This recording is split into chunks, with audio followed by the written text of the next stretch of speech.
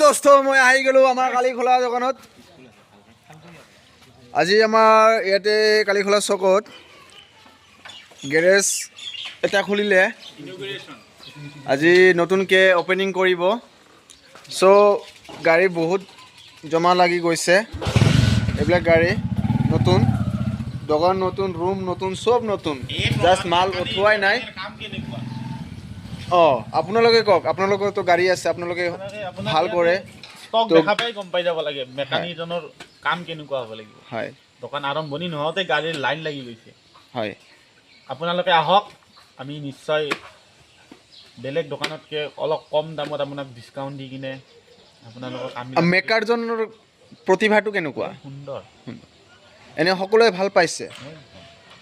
চ' আপোনালোকে চাব পাৰে, বহুত ভাল।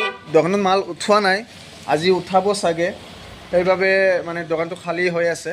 আপোনালোকে ভাবিব নালাগে যে দোকান খালী, কি কাম কৰিব, সকলো কাম হয়। ইঞ্জিনৰ ব্লকৰ সকলো পাৰ্টছ, বডি পাৰ্টছ, মানে গাড়ীৰ পাৰ্টছৰ সকলো ধৰণৰ কাম হয়, A to Z কাম হয়। আপোনালোকে চিন্তা কৰিব নালাগে।